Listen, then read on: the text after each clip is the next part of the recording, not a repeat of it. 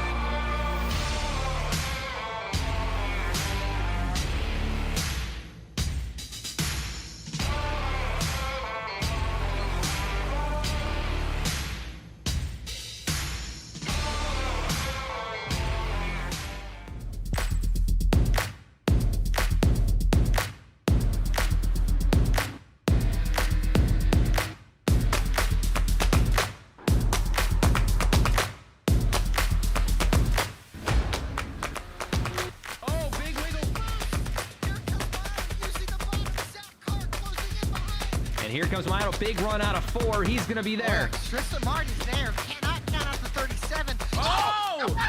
Burned! Cabot, where did he come from? Here comes Zwack. A punch for the 33. It's a drag race. The Magic Man wins it at Auto Club.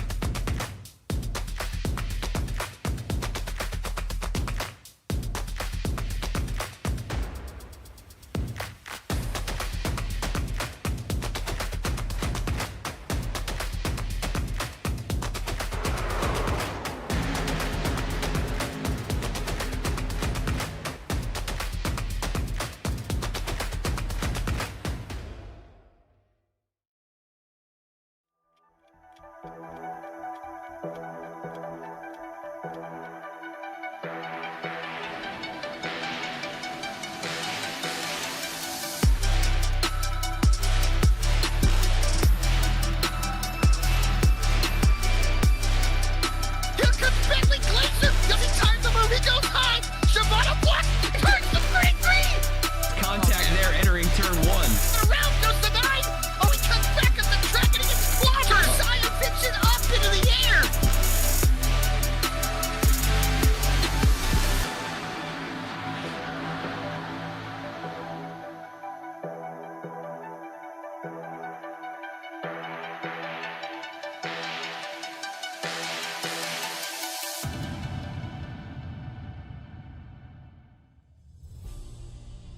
Hello, everybody, and welcome to the Magic Mile Up in the New Hampshire Motor Speedway live coverage on Vspeed for the BTDY Racing Series presented by Martin Sports. It is race number 11 of the season, and I'm almost going to get to race 12 next week at Charlotte for the playoff season, regular season cutoff, but still going to be some business to settle here from the Magic Mile. And it makes you wonder, can the Magic Man get it done? Who's done it here before? But short track with a little bit of an intermediate track feel. I'm Alec Martinez, and alongside me here tonight is my broadcasting partner, my co-commentator, and as well as my producer, Logan Thurkel. Logan, it's great to be back here, especially out in the Northeast. Expecting an interesting one here in New Hampshire, one of those more interesting tracks that we come to all year.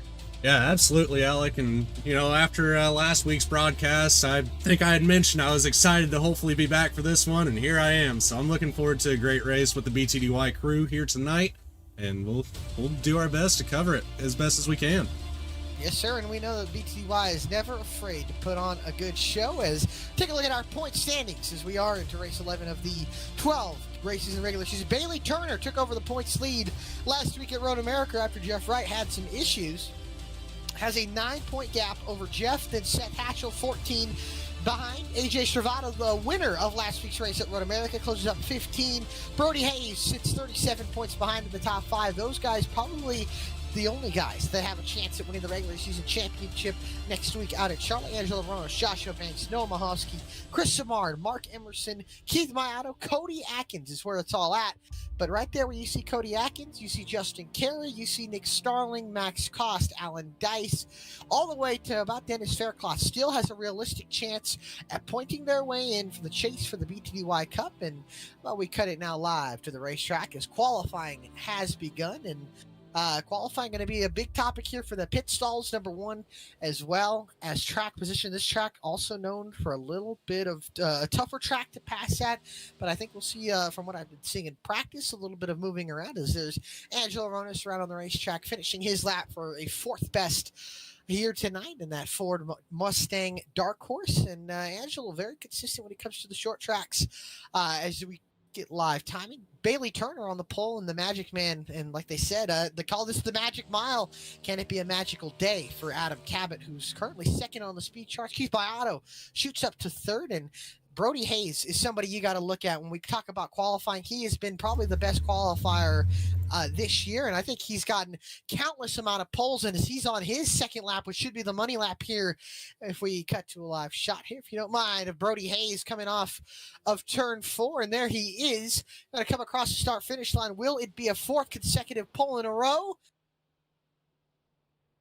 It will not be. A seventh best for Brody Hayes, who was the winner last time we came out here in I believe it was the Gen 4 cars at the New Hampshire Motor Speedway. And there's the Italian Stallion, last week's winner, AJ Stravato, got it done on the road course last week. And as the guys are finishing up their laps, getting finishing touches and pre-warm-ups going. But we take a look at our track facts here of the New Hampshire Motor Speedway SMI racetrack. And, still coming out, one of the only stops NASCAR makes to the northeast here, especially when it comes to New Hampshire. And a couple guys call New Hampshire home. And we know William Modified Series, one of those series that always comes around here. And, see, there we go. There's New Hampshire Motor Speedway. They call it the Magic Mile for a reason. 1.06 miles, 1.7 kilometers, if for any of y'all who are using the metric system. And then not a lot of banking. Some of the tracks with the most, I think I would say, the flattest turns other than Indianapolis and maybe Milwaukee. But we talk about one thing unique about the New Hampshire Motor Speedway is the reverse banking on the bottom, where there's actually a little more banking on the bottom than the top, which is very rare. One of the only tracks in the world that has that. And another thing to look at, June of 1990 is when this track opened, and a lot of drivers from the Northeast, especially, like I said, the Willen Modified Series coming out here. Not in modifieds tonight, but it's going to be interesting with these Xfinity cars. We're going to see slipping, we're going to see sliding, and Logan, I can't wait to watch this because I think it's going to be interesting, especially when it comes to points. It absolutely will. There's so many guys in this league that are so good at these short tracks. It's, again, one of these things I say every single week. It's anybody's ball game. It's just so many talented drivers out here in BTDY that can just put on a show and really show what they've got. Yes, sir. It'll be very, very interesting to see. We know, like you said, a lot of short tracks. I think tonight, one of those races where we talk about a surprise winner happening, I think tonight could be the night we see somebody new get to victory lane. And as we've said, I think there's only 6 different winners on the season with AJ Stravato, Bailey Turner, Jeff Wright, Seth Hatchell, and I believe, if I'm not mistaken, Max Cost did win the Clash at Talladega. But Adam Cabot, also another winner who got it done at Atlanta Motor Speedway earlier this year. So as we'll go into our starting lineup, is Jeff Wright was able to eclipse Bailey Turner. The pole looked like he had good Vspeed, and I think that's another one you got to look out for, Jeff Wright here. And how about we go to our starting grid presented by Vspeed? Jeff Wright with a 29.895. Bailey Turner, his teammate, going to roll to his outside in that. That's a good Jeff Gordon throwback there from 2012. And then Adam Cabot, the Magic Man, rolls off in third behind him in the 17 in row number 2. Seth Hatchell will be rolling off in fourth. The Dover winner going to be looking to get win number 3 on the season. Keith Maiato rolls off in fifth. Chris Samard, a man from the Northeast, a home race for Chris Samard. He'll be rolling off sixth. Brody Hayes, one of those guys to look out for on the short tracks. The last recent winner at New Hampshire rolls off seventh. And last week's winner, speaking of recent winners, last week's winner, AJ Stravato, the Italian stallion, will roll off eighth. Then Angelo Ronis will roll off ninth. And how about Ray Massey having him starting in the top 10? He'll be running out the top 10. And coming up behind that top 10, we've got Joshua Banks in the 35 car coming in 11th. Nick Starling's going to be on his outside in the 18. Behind them, Caleb Weekly in the 7, and Cody Atkins on the outside in the 55. 15th, we've got Eric Hutton in the 88, next to Justin Carey in the 21. Mahalski in the 03, next to Dennis Faircloth in the 80. And then Max Koss in that 63, next to Nathaniel Ostrowski. And then, go ahead, all you. Oh, sorry. And then 21st is Dennis Steele and Dallas Sullivan. Somebody going to be needing good points tonight. Rolls off 22nd. Sorry to cut you off there as we got 1 mile of pacing before we get going. And I got to ask you, Logan, who is your pick to win this race tonight? You know, it's a tough one. Like I said, so many talented drivers on these short tracks, but I've got to go back with my pick at Dover, Seth Hatchell, in that 8 car. He's so good at these short tracks. It's always fair to throw him up there in the top 5 at a track that's only a mile long. So I think he's got a good chance of doing something special tonight. I think there are genuinely 8 to 10 guys that can win this race if given the right opportunity. I'm going to go out on a limb here. He needs a good point stay, and I think tonight, if he could somehow get a win, I think he'll be a massive confidence boost going into Charlotte. And it's been a while since he's won. He got his first win at Michigan. He cooled off. Hasn't been having the greatest of seasons, but I love that 77 car tonight. I think Chris Samard is going to walk it. I think he's going to get a win here. He's going to walk away with the trophy tonight. But we'll have to find out as the pace truck pulls in. Ladies and gentlemen, sit down, relax, and enjoy 150 miles of racing for the Magic Mile. We are underway from New Hampshire.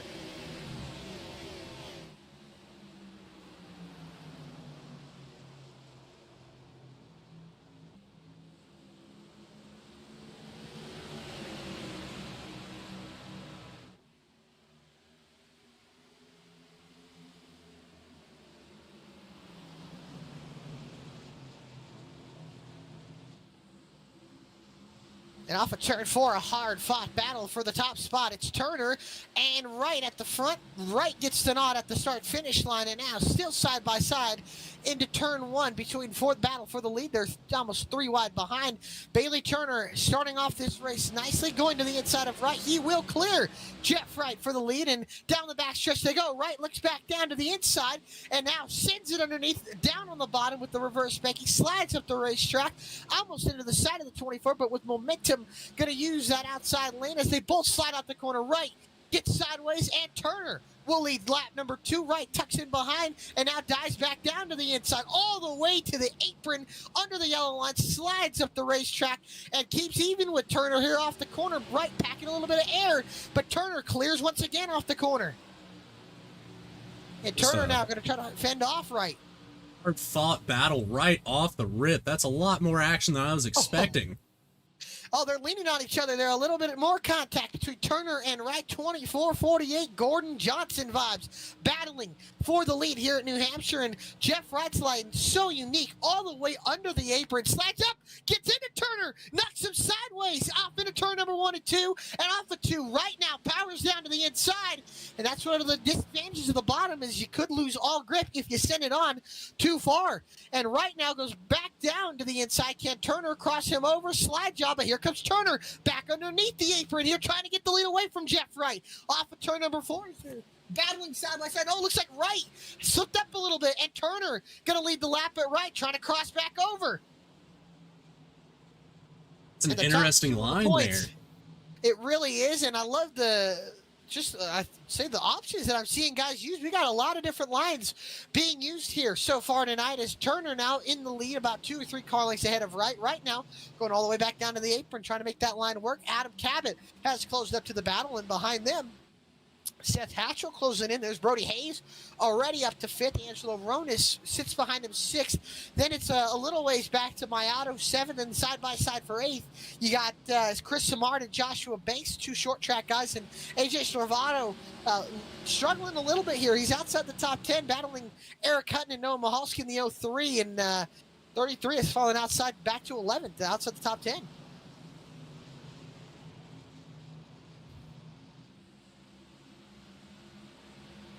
Is everybody kind of getting sorted out here? Stravado slips back in line behind Eric Hutton, and then Mahalski in the 03 behind. So far, the field single file, Caleb Weekly has fallen 1 lap down, who's running now 21st on the racetrack. Is now Mahalski underneath, it looks like, of AJ Stravado, as there's Cody Ackett sitting behind Nick Starling, and then Max Koss, Justin Carey not too far behind, and then Oshowski, Dallas Sullivan, and Dennis Steele, the top 20 at the moment as the field single file down the front stretch.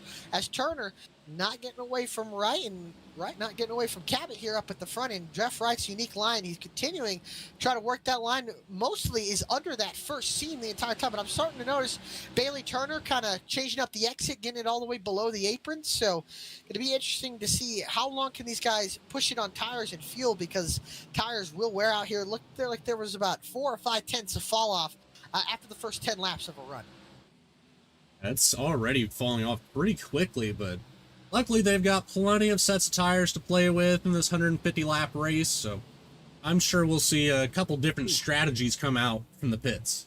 Absolutely, and I'm noticing Jeff Wright continue to get under Turner on the exit, but then both of them use that under the apron. Seems like there's a little bit of grip, and in real life, if you look at the real New Hampshire Motor Speedway, there is resin, or what you, I guess, PJ want a resin put down on that apron. You can't visibly see it, but I believe it is coated onto the racetrack, so there is that extra added grip, and I would say above the third lane, and then obviously all the way on the apron and the bottom, being able to use that reverse banking on the bottom where it's kind of a hill, and you'll see Bailey Turner cut it underneath. You see Wright stay up a little bit higher, and this time it looks like Wright almost catches the wall, and actually he's got to run it. Here he comes to the inside of Turner, battling for the lead again.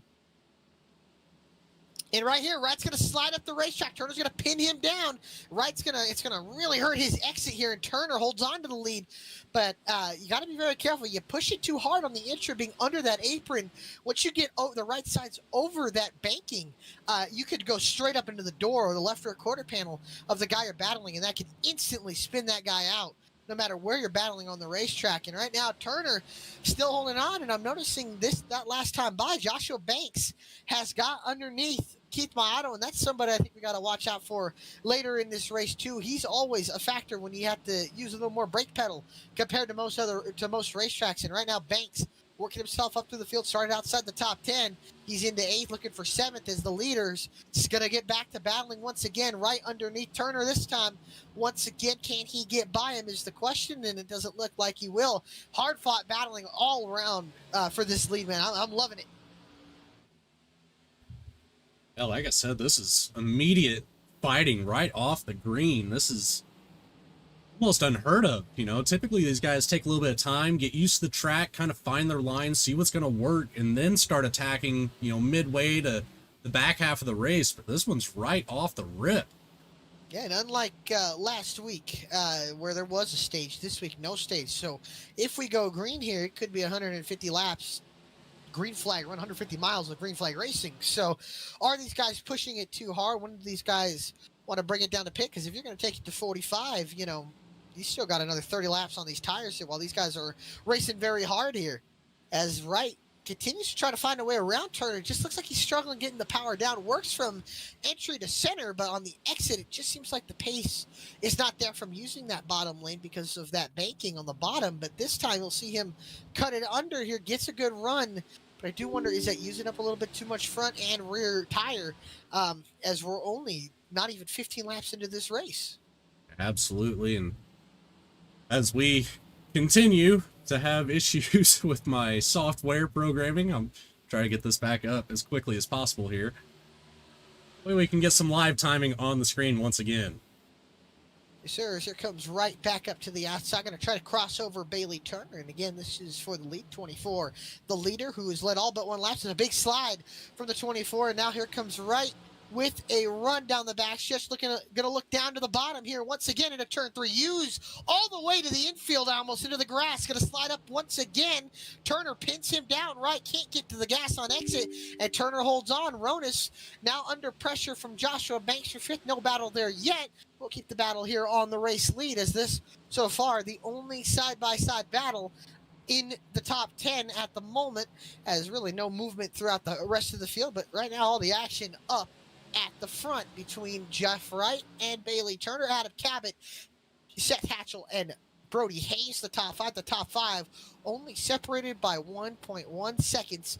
And as this run continues to go on, these drivers will continue to lose more grip. And right now, about a second of fall off already in the first 15 laps.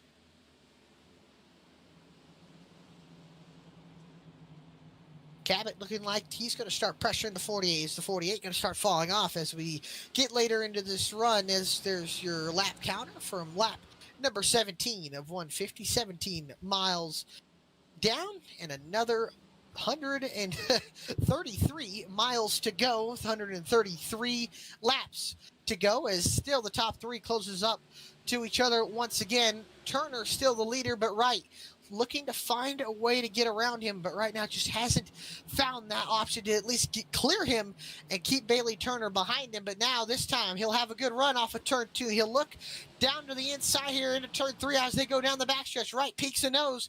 Bottom makes Turner have to drive it a little bit harder, who will overshoot the entry of the corner. And now here comes Wright with one last charge. They both slow it down on exit. There's Brody Hayes, who's in the apron in turn 3. Joshua Banks has made the pass on Angelo Ronis for 6th. And now he is starting to close up, as well as the 37. Now the 17 of Adam Cabot going to insert himself into the fight as our ticker is back up. Appreciate you, Logan, getting that back going. And now we get to see the intervals between the top 5. And as you can see, all under 1 second. Very close racing up here in the top 3, and to keep yourself this close in the top 5 is also no easy feat by any means. Seth Hatchell, Brody Hayes back there keeping it close as well. Then you've got a little bit of a gap once you get past Angelo Ronis there to Keith Mayato and Chris Samard. Yeah, that Cabot got to the outside of Wright, but Wright able to power back down underneath the apron and get the lead, or get second, now looking to get the lead. And that last time by, Joshua Banks, the fastest car on the racetrack, sitting in 6th behind Brody Hayes. 35 is starting to show some long run pace here. Look at this, Cabot gonna get a run. Wright gonna get out. Oh, he's gonna force him wide. There's contact, and Cabot almost gets into the outside wall, but Wright now gets underneath Turner, and here comes Cabot trying to capitalize. Now 3 wide, looking for the lead. Turner slides at the racetrack. Wright almost gets into the door. Cabot now going to have a massive run down the backstretch, side by side, battling short track style in the Northeast. Turner goes to cover. Wright dives it down. Cabot goes to the outside. They're 3 wide, battling for the lead. Not even 20 laps into the race. The Magic Man trying to get around both of them. Wright slides to the apron. He gets loose. Cabot gives a shot to Turner down the front stretch. Turner holds on to the lead. Now Wright might lose another spot to Cabot, as Cabot now charging for the lead as Turner slips around into the corner. And off of turn 2, Turner holds on to the lead. Cabot now blows past the 48. 48 falls back to 3rd. There's a little bit of contesting for 4th with Hayes and Hatchell, as well as Banks. Cabot now back to the outside of Wright. Turner shuts the door on Wright. Wright knocks sideways, and Cabot clears for 2nd, and Wright falls back to 3rd. Hayes now underneath Hatchell here for 4th. Got a little more exciting as this run continues to go on. Turner holds on to the lead. Cabot up to 2nd, right down to 3rd. Now Hayes looking for 4th. Hayes and Banks, the 2 biggest movers in this race, inside the top 5, and now pressuring the 2-time champion, Seth Hatchell. And right now, Turner still under pressure from Adam Cabot for the lead. This time, Cabot going to have a good shot for it. The Atlas, number 17, looks high, looks low. Turner goes to block, but Cabot is there. Cabot going to utilize that bottom. He slides up. He hits the 24. A hip check to the 24, and Cabot goes by the Magic Man to the point at the Magic Mile, but Turner crosses over. Now down into turn 3. Does Turner send it into 3? He does. Can he slide the 17? But the 17 looking to cross over, and here it comes.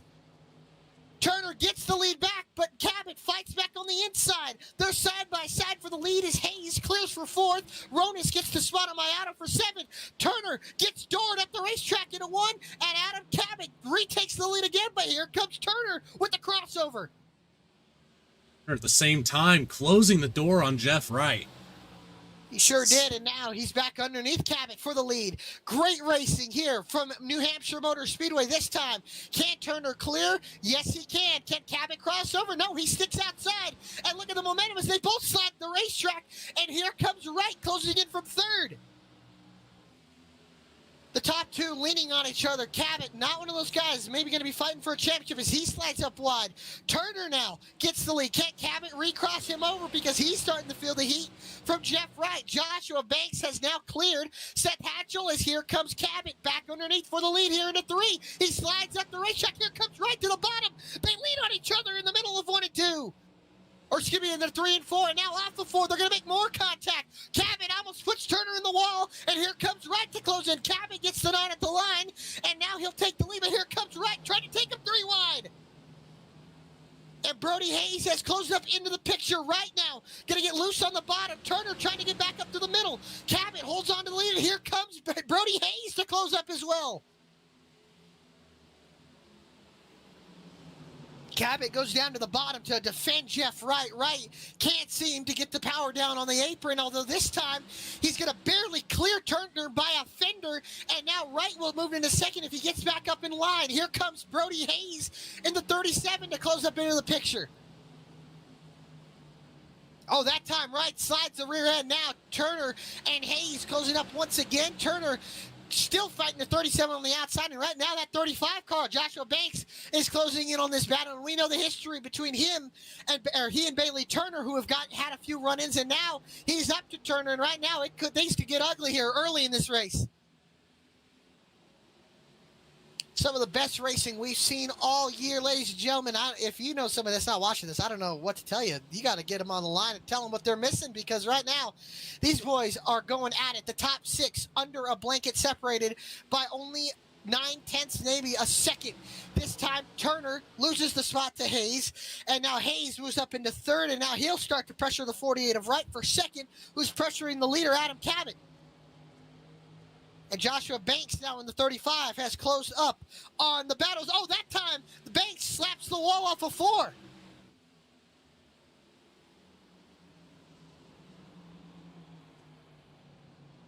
As the leader's still battling 1 through 6, 7th starting to catch his Keith Mayato that time, the fastest car on the racetrack. There's a lap car joining. That's the Adam Petty throwback, and a hats off to Dennis Faircloth for such an amazing paint scheme.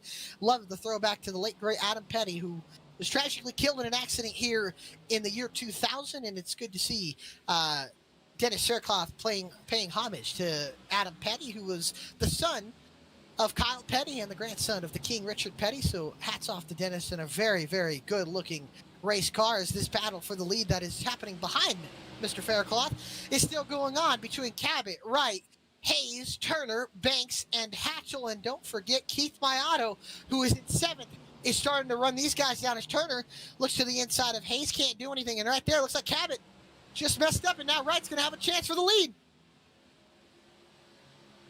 Logan, right now, if you're looking at all these cars, who do you think has the best car? Because everybody seems to keep trying to get the lead and keep getting the lead. It's hard to say. It's so equal out here, and they're running all sorts of different lines, trying to complete a pass every single lap. Man, I don't know, but Jeff Wright's doing a great job of sticking it down low below that yellow line, as you see right there. I've seen him almost a couple times put those inside tires on the grass.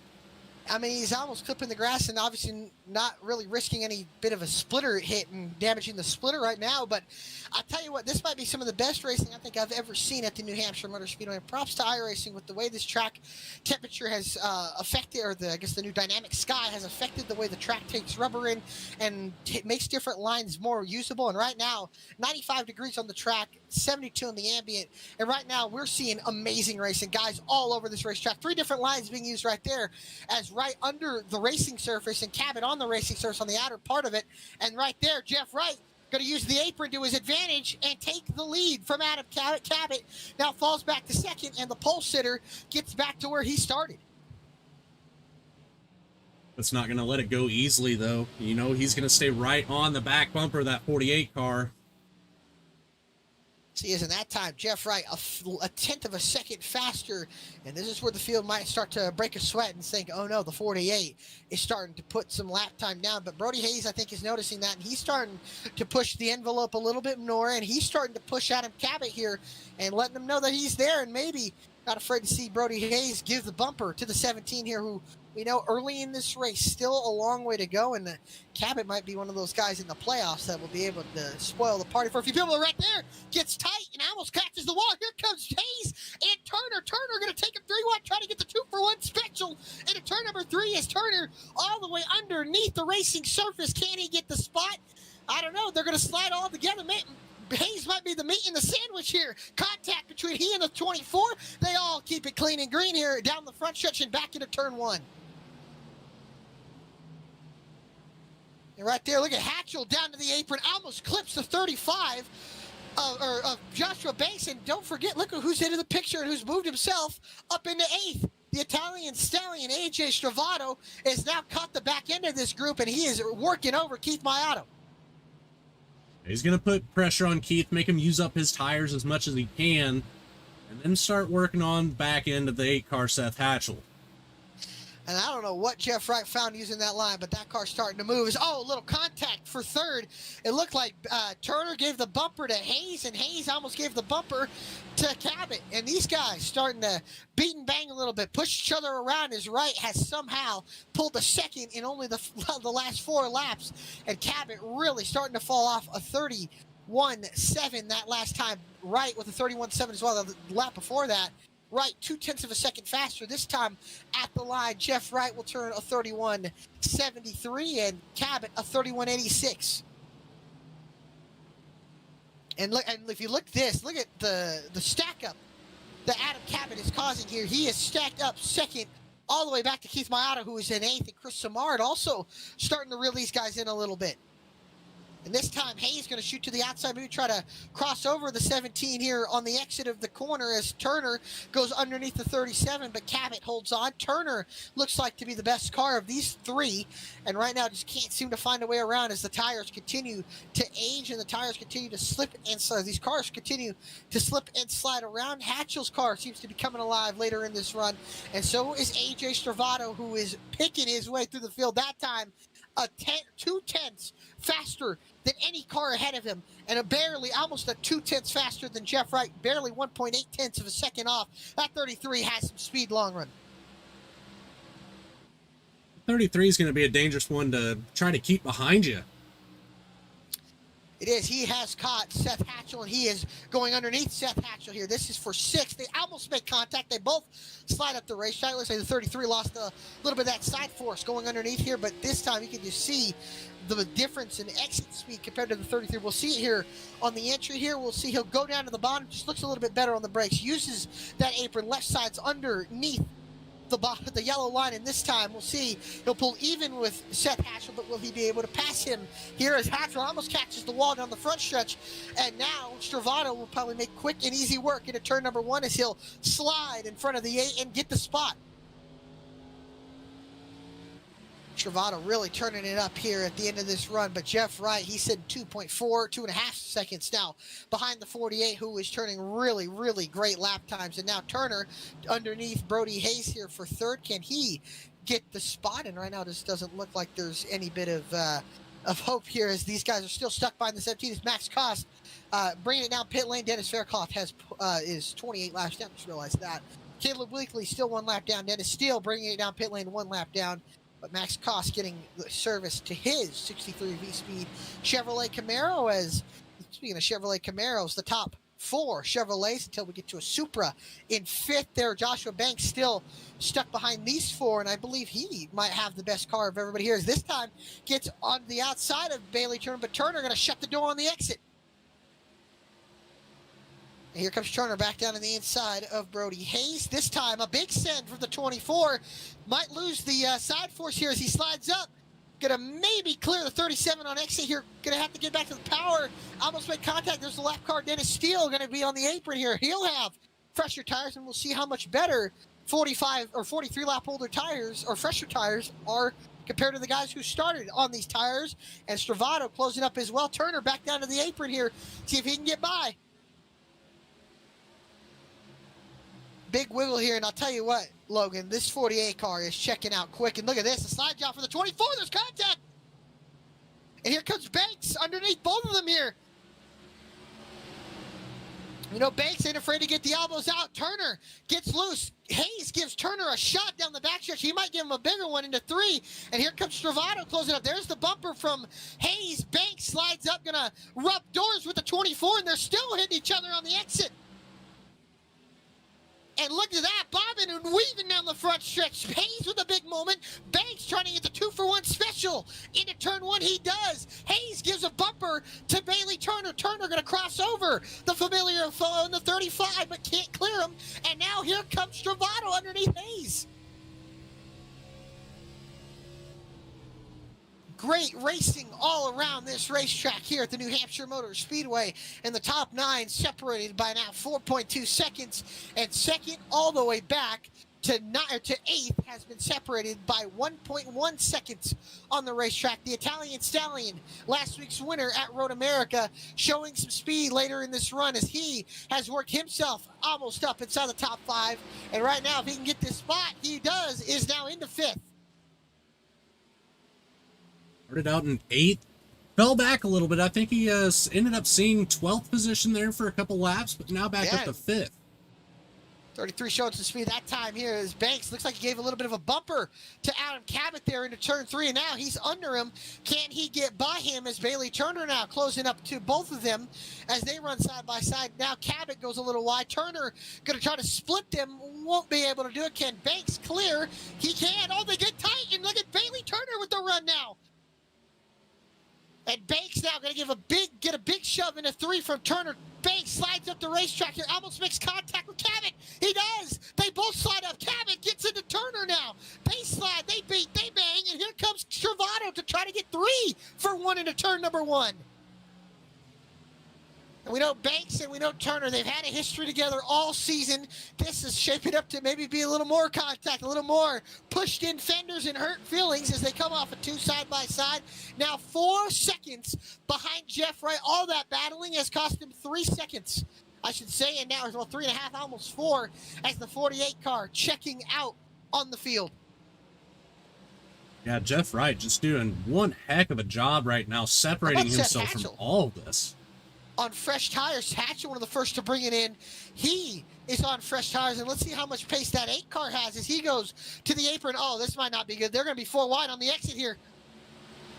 Oh, they're 3, and look at Hatcher. Have to give him room now. Stravato going to get pinned between 2 lap cars. Dennis Steele and Seth Hatchell here into turn number 3. Hatchell backs out of it, thinks better of it. This time now, he'll go to the apron, try to split him. Steele drives around the outside. Now Turner going to beat the meat in the lap car sandwich. Oh, there's contact between Banks and Steele down the front stretch. Banks not going to be too pleased with that. Now Hatchell going to split both of them, and now they've cleared the group of lead lap cars battling from 2nd all the way back to 7th, and now Turner with the big run here and a big chance to get by Banks as he is going to go to the bottom. And these two are not willing to relinquish an inch on the racetrack, battling each other as Turner slides up. Banks now gets momentum. Here comes Hayes and Cabot to pit road. Big development here is Jeff Wright can kind of pit when he wants to. He is now 4.5 seconds ahead, and almost 5 seconds ahead of Joshua Banks and Bailey Turner. And man, I just got to think, where did Jeff Wright pull that speed? I think it's just been all the battling back here for second all the way back to that sixth last time place. they were a half a second slower. And look at this, they're still battling and they're still hitting each other. And the one thing Jeff's hoping for is no caution. And here comes Travato thinking it's probably better to short pit these two who are battling each other. It's not a bad call at all by Stravato. Let these guys just continue to eat up their tires. Cabot and Hayes exiting pit road, and this time it's going to, with the pit road exit, it's actually going to hurt Bailey Turner's line because these guys have been actually using that pit exit. And Jeff Wright, that line is amazing. He is all the way on the apron and just letting it slide out like it's no issue and just consistently gaining time. Oh, that time that cost a Turner battling there with the car with fresh tires, Brody Hayes. Question is, when do these guys want to pit? There's Stravato, Mayato, and Samard exiting pit road. And Jeff Wright, I mean, look at that. Everybody, the whole field behind him basically, and he is checked out 5.5 seconds, continuing to gain a half a second on these leaders. Unreal pace from the 48. And he's even keeping himself up ahead of fresher tires on the 8 car, Seth Hatchell. It's the way he's driving this car right now is incredible. Jeff Wright, a 31.59. Joshua Banks, a 32.12. 0.6 of a second faster. And the pace from the 48 is unreal. There's Hatchell blowing by on fresher tires, and it really doesn't look like that much of a difference. No, not at all. This time I think Jeff's going to bring it to pit road, though. Like I said, he can really pit whenever he wants to. I don't see anybody catching him anytime soon, and Banks is going to stay out, and I believe this time he'll lead the lap at the start-finish line, so Banks becomes the 4th different leader in this race. Turner now sitting about 0.6, 0.7 of a second behind as Samard gets to the outside of the 35, and I think for Jeff Wright, don't speed, and I think he'll be fine and dandy. Absolutely. A little bit further back, we got a little bit of a battle back here. Yeah, and these are lap cars. First car, a few cars almost getting lapped. Some on older tires like the 41 and the 7, who's still a lap down, but 37 getting his lap back. The 33 got his lap back, and Jeff Wright exiting pit road. He's going to fall behind Seth Hatchell. He's going to fall behind Cabot, and he might lose a spot to Hayes, but I don't think he will. But Wright going to lose a little bit of pace here.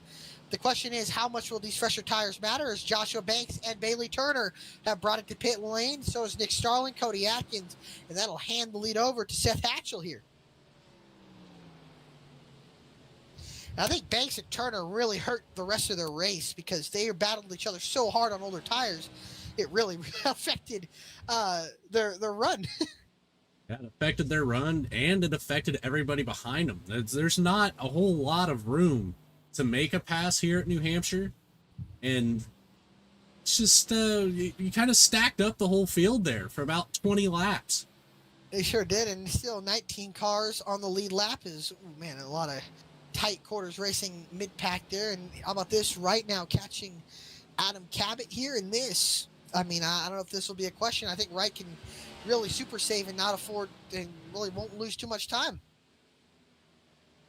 0.4 of a second faster than Cabot, and about a half a second faster than Hatchell, and Jeff Wright with ease will go by the 17 and get into second, although Cabot has a run here, but I think Cabot will think better of it to not fight him, although now he'll give him a little shot down the front stretch and let him go away. Just to let him know he's there. Look at that line. I mean, nobody is running the line that Jeff Wright has been running all race. I haven't seen anybody try it. I mean, I see people try it, but nobody has perfected it as good as Jeff Wright has. And how about Nathan Ostrowski has yet to pit, running in 9th, going to lose a spot to 10th, probably going to fall outside the top 10 very quick, but still has yet to bring it in almost 60 laps on tires. So it makes you wonder if he's trying to split this race in half. It kind of seems like he is, but at the pace that he's going, I'm not positive it's going to pay out for it. We'll see. I mean, he's still got a decent way to go. I mean, can he go another 25 laps or 15 laps is the question. Definitely going to be on fresher tires at the end when he comes into pit road, but nonetheless, still with some issues here. How about battling for 13th? Justin Kerr, or excuse me, there's Chris Samar and Angelo Rose. That's 7 on the racetrack, and Samar going to get by with ease here on the 29 car. And like I said, for 13th, good battle between Eric Hutton and Justin Carey. Carey needing the so valuable points, trying to gain on Nick Starling and Cody Atkins here. Doesn't want to get in a wreck, doesn't want to cause a wreck. But if you look at the points cut line here, he's not too far away that last time, or right now. Only sitting about 13 points behind Cody Atkins, and right now he's outrunning the 55 by 5 positions. He can get by Hutton here. Yes, he's now 5 positions ahead of Cody Atkins, so needing these points, and he'll probably get another spot here from Ostrowski. Kerry needs to put some good laps together, put a good run here. If he can get a top 10, that's going to be exactly what that 21 car needs for the chase for the BTDY Cup. Dallas Sullivan, also another one needing points. He's only 7 points behind Cody Atkins, and right now he's 2 spots ahead, so getting a little bit of points here.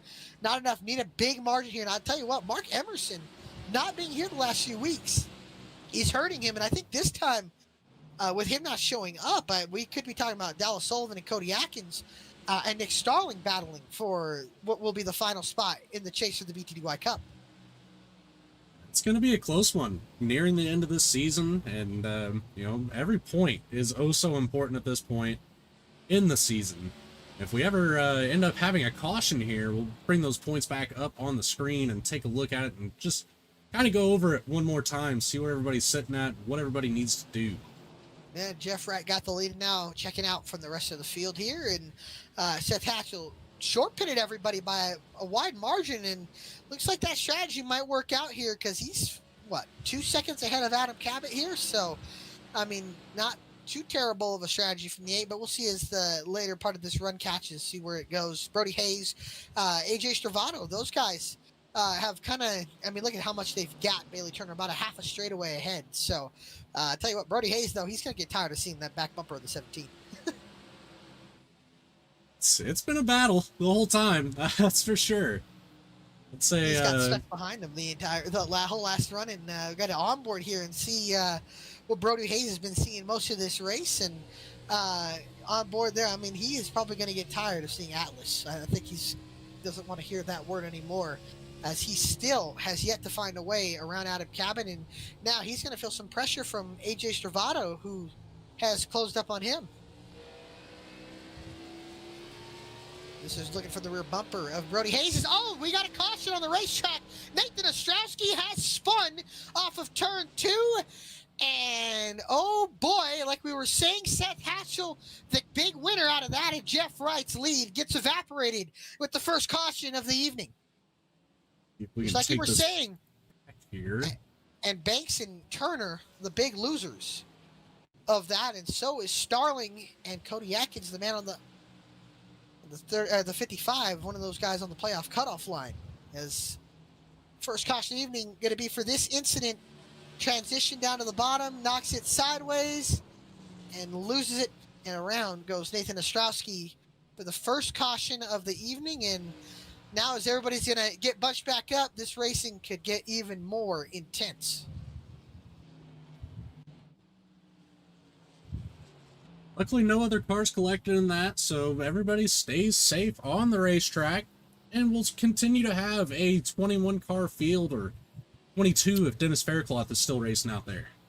Looks like we might, as Caleb Weekly has unfortunately, like you said, that has put it behind the wall, so that will leave 21 cars still on the racetrack, 18 cars on the lead lap, and the field will be coming down pit lane, led by Jeff Wright, and then Seth Hatchell and Adam Cabot. Will it stay that way? We'll find out here, as pit stop's going to be coming. The first one's under caution after our first caution from Nathan Ostrowski's spin on lap 64 of 150, and yet barely, almost to halfway, about 8 laps shy. So everybody to pit road, as here comes Turner, who, like we said, him and Banks, the two biggest losers after staying out long. And Ostrowski was the last car to actually bring it to pit lane.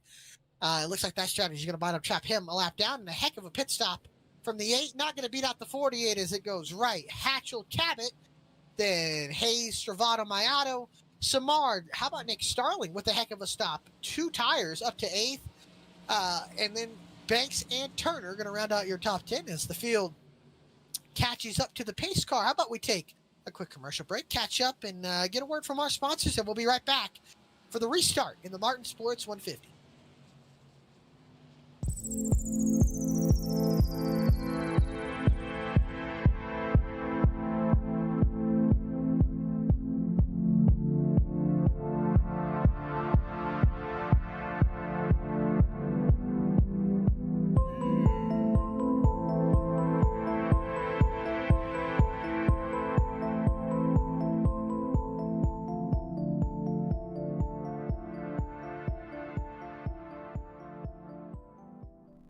Sailor Tarot Magic is the spot to get a reading from Sally, an intuitive healer and tarot reader, known as the Nurturing Reader at New Jersey Street Fairs. You can also check out our YouTube channel for lunar and astro readings, as well as our Instagram for live weekly readings.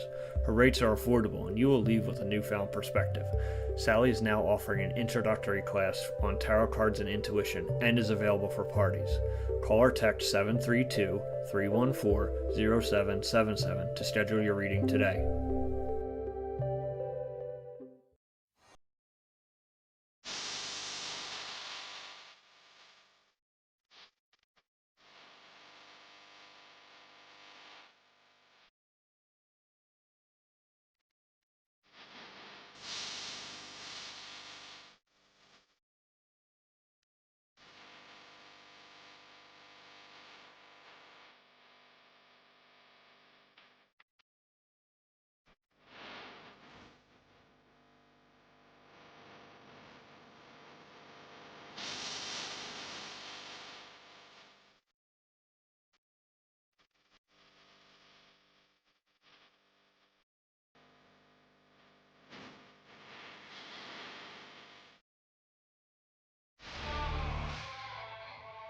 All right, back live here at the Martin Sports 150 here from the New Hampshire Motor Speedway. First caution of the night for Nathan Ostrowski, who was spun around, brought the field back to pit lane, evaporated. Jeff Wright's, what was going to be about a 6-second lead at the time, has now got bunched up with everybody else. It's he and Seth Hatchell on the front row on the outside. Then the second row has Adam Cabot and Brody Hayes. The pace truck pulls off, and into the Geico restart zone we go. Green flag is back out, and we're back underway for the Magic Mile. Wright gets away good, and now it's a battle for second between Cabot and Hatchell.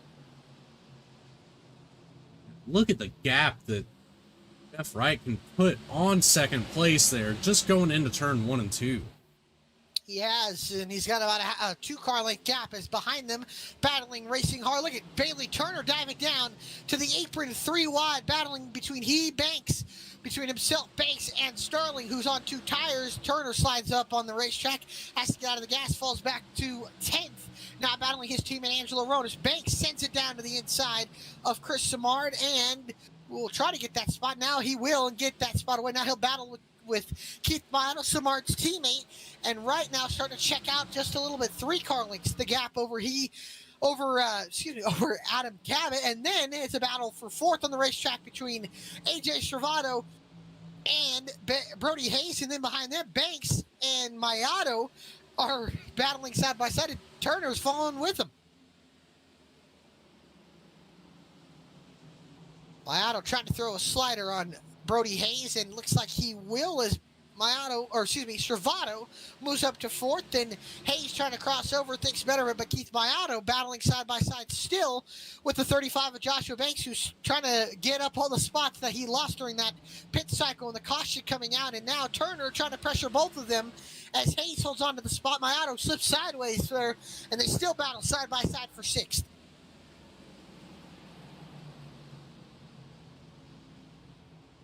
And there goes Banks trying to clear the 36 of Keith Mayato. This time he will not. Although Mayato gets the wall down the backstretch, and Banks will get the spot. Mistake there out of the 36, a rare one at that, and now he's going to lose 2 spots. Another one maybe to the 24 off the turn number 4. He does, and Mayato slips back to 8th. Banks moves up to 6th. Turner up to 7th.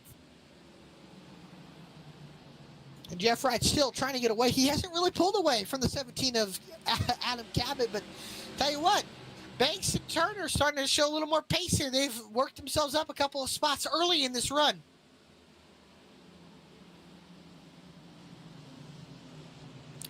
Ray Massey battling, that's Justin Carey, the 21, trying to get some spots, trying to get away from that yellow and white Chevy Camaro of Cody Atkins, who is currently on the playoff cutoff line next week. Don't forget, folks, is the regular season championship from the Charlotte Motor Speedway. And speaking of Charlotte, this weekend, all NASCAR series will be at Charlotte, and you'll get to see on Saturday 300 miles for the Xfinity race. Well, BTDY is going to be 300 miles in these Xfinity cars around the Charlotte Motor Speedway. And boy, I'll tell you what, this battle up here with these Xfinity cars has been great. And man, battling side by side, there is was Bailey Turner and Joshua Banks. Now Banks in a battle side by side with Brody Hayes here. This is going to be for 5th. Ooh, Hayes overdrive center. This should allow Banks to get a nice run on the bottom, but Hayes going to try to pin him down. Turner now has a run on both of them side by side. Will Turner be willing to take it 3 into turn number 3? He does. Looks bottom. Thinks better of it as it looks like Banks slide job into turn 3, trying to clear the 37. And Hayes does. And Banks moves up to the top 5. Tell you what, Logan, Banks is starting to move himself back up where he was, and 35's got pace. Yeah, he does right now. It's, these fresh tires, everybody on them all at the same time. It's really going to help even the playing field and really be able to separate who's driving the car and whose car is driving them. Absolutely, and I'm noticing Seth Hatchell starting to mimic Jeff Wright's line a little bit. Looking at what Jeff Wright's been doing here, you'll see it into turn number 1 here. Wright, I hope we have on board with Hatchell here, but you can see on board with him. Look at Wright goes down, and Hatchell goes all the way down to where Wright has been running. Wright's been kind of getting away from that line into turn number 1, and as soon as I tell you to put the camera on it, he doesn't run it. But it looks like, I think maybe in the 3 we'll be able to see it. Please, Jeff, run the bottom and make me look smart. There we go. Jeff goes down to the bottom, and then Hatchell this time doesn't run the line. Man, these guys hate me trying to point out something. That's wild. As anyway, but I have been noticing Seth Hatchell trying to move around the racetrack. He's been trying to mimic Jeff Wright's line. This time, we'll see if he does it this time as Wright utilizes the bottom, and there goes Hatchell trying to not do that. And now Banks actually underneath Stravato here for 4th as they almost make contact behind. This is behind Seth Hatchell. These guys going at it. Banks, that 35 car, starting to come alive as we're just past halfway in this race. Oh, Banks going to slide up in front of Stravato. Stravato did not like that. Gets into the back bumper, and Banks is going to use him up here off the 4. And he puts him in the wall. Banks hits the wall. And now Hayes and Turner trying to capitalize on that situation. Hayes gets underneath Banks. Turner's underneath Hayes. They'll be 3 wide out the corner. Banks clears both of them, and Hayes uses the momentum up the outside.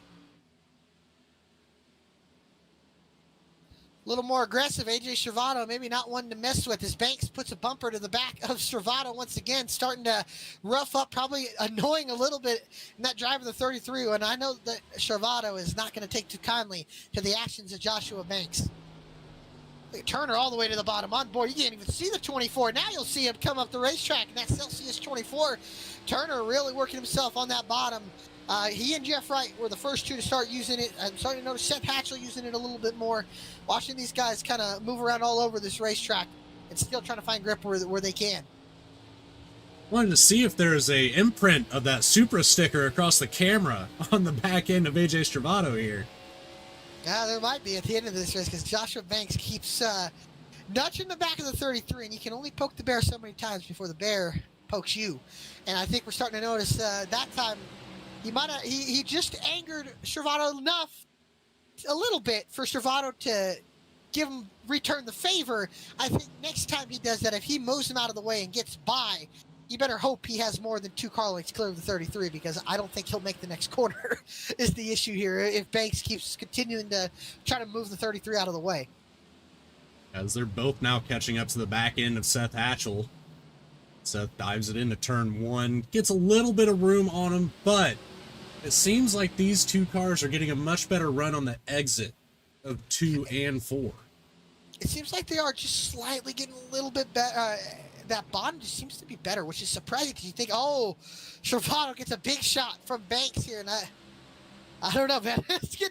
Banks is asking for something here if he gets into the 33. If he spins them around, I mean, we can't have a post-race fight because I think they live in 2 different states, but we'd have a virtual confrontation. It won't be Stenhouse-Busch, but there might be a verbal confrontation at the end of this race if Banks and Stravato, or Banks keeps hitting Stravato, because tell you what, Banks is just continuing to try to find a way around him, but I think if he moves him, he's going to have to really move him, because Stravato's not going to let that one slide. And I tell you what, we know Bailey Turner and Joshua Banks have had their run-ins together this season, and well, they've gotten to each other quite a couple times this year, and it's really hurt themselves in the points. Surprisingly, Bailey, who's been involved in a lot of it, still the points leader, obviously going into this race. But I know the results tend to affect the 35 more than they have the 24 this season. Obviously, looking at the point standings here, as you can see, Turner all the way back down to the bottom of Banks just can't seem to find a way around. As Jeff Wright continuing to slowly but surely inch himself away from Adam Cabot and inch himself away from Seth Hatcher. And I'll tell you what, the only car I thought in that last run that was maybe as fast as Jeff was the 33.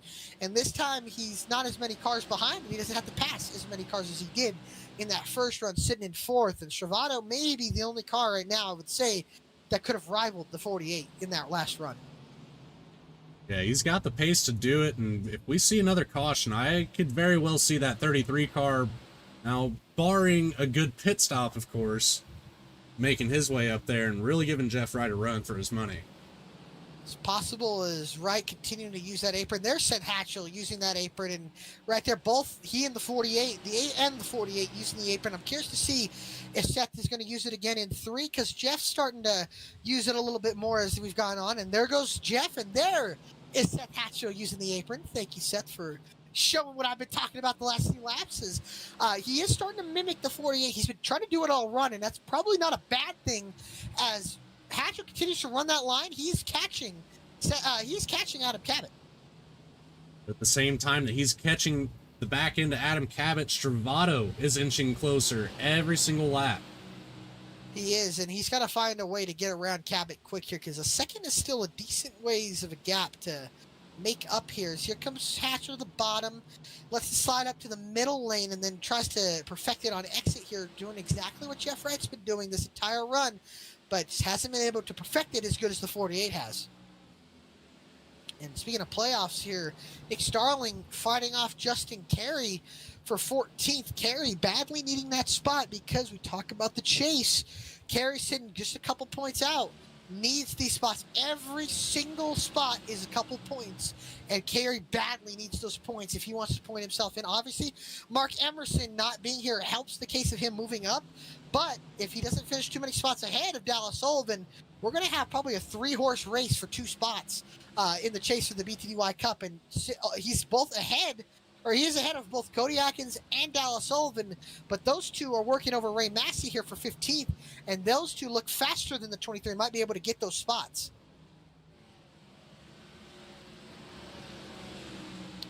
And there goes Atkins by Massey, and then there goes Carey trying to still work away, or find a way to work around the 18. And Starling gives a little bit of a shot to him, as there goes Sullivan going by Massey, and Massey surprisingly just doesn't have the speed tonight, struggling on pace in that 23 Clark Print Shop Ford Mustang Dark Horse. Just doesn't have the pace that I thought he would have tonight. Is right now Seth Hatchell up in the top 5 has finally got to the back bumper of Adam Cabot, and this time can he find a way around him? Hatchell goes high this time as Cabot goes low, and I think he might have overdrove it. Can Hatchell cross him over and use the exit speed? No, I think he overdrove the entry too much.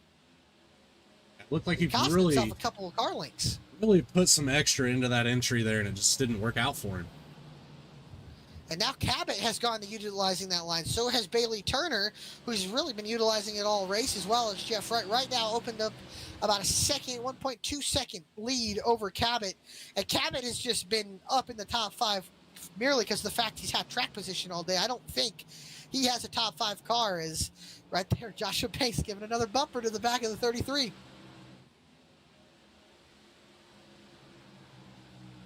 As this run goes on, we're going to start seeing cars fall off. We're going to start seeing tires that have already fallen off about a second and a half. And look at this, 3 wide. Banks underneath Travato and Turner underneath Banks, but they all get back single file off the straightaway. I love seeing the different utilization of lines and different, all race has just been the different lines and developing as much speed as you can and searching for grip. I think that's a big thing that we've been missing on this race, on this game, is that there has been no real grip searching until just recently added because of the new tire update, new weather updates.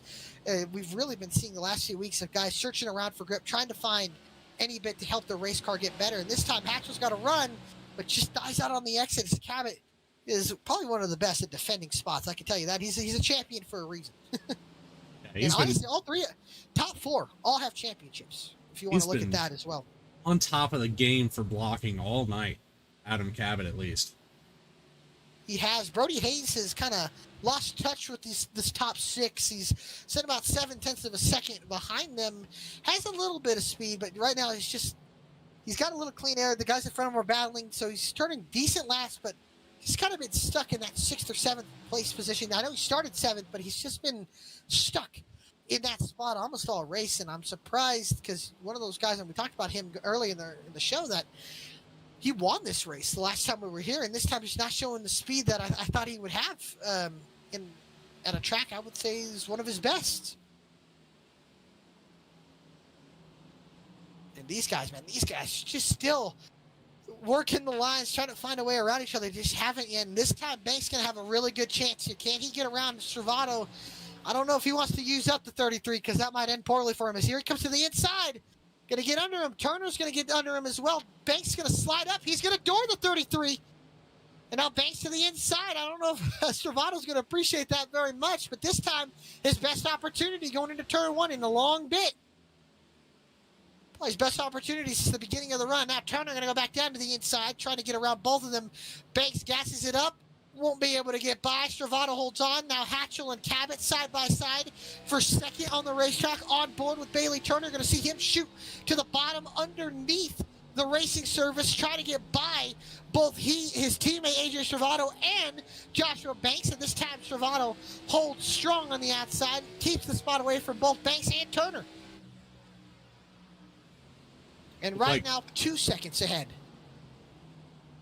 And it looked like just ahead there going into 3 and 4. Seth Hatchell had a really good look at the inside of Adam Cabot. Cabot got the wall. Cabot grazes the wall, hurts the momentum, and now here comes Hatchell back down to the inside into 3. Hatchell's going to have to see if he can throw a slider. Going to drift up the racetrack here. Can he beat him on exit?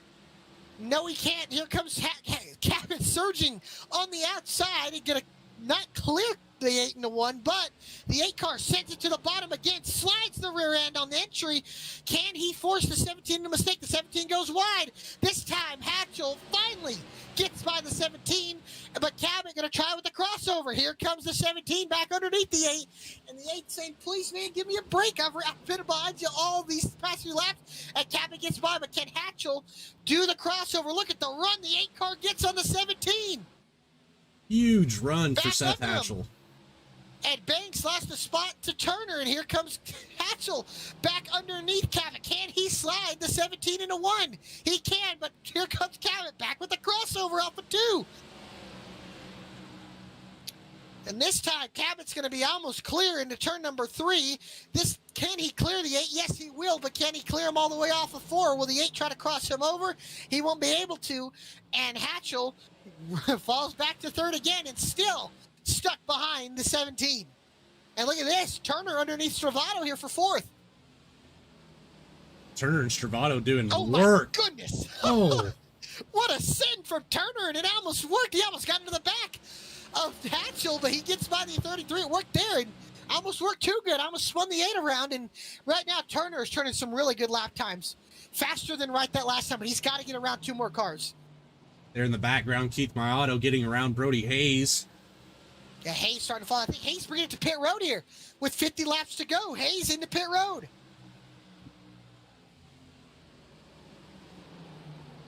When does that make these leaders, this top 5, think about pitting? It's got to be soon. He's too close for them to not be thinking about tires now. Unless you're Jeff Wright and you're just completely checked out. 2.5 second lead on 2nd place. Looking to make it 3. Tell you what, Jeff Wright's best friend this entire race has been Adam Cabot. Cabot has held up a lot of the faster cars behind, and this time Hatchell has another opportunity. Chris Samar bringing it down pit lane.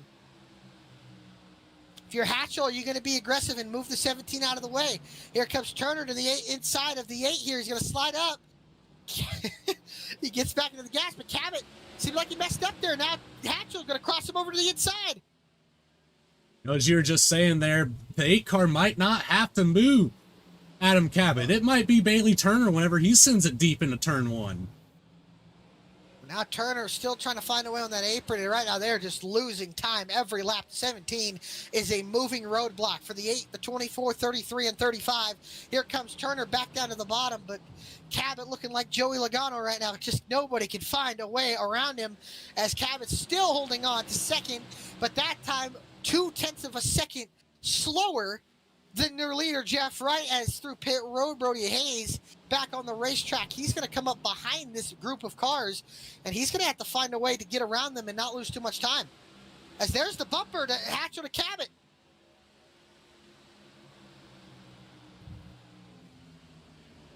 Let's see, where does Brody Hayes go? Look at all these guys searching for grip. Hayes with fresher tires, going to find a way around all of them, can he? As he looks to get underneath Banks, gets him. Trying to get Stravato now. Stravato now crosses over underneath Turner. Cabot now under pressure again from Hatchell. Hayes goes all the way to the outside. Oh, there's contact between the 33 and 24. And now Hayes has a run. Where will he go?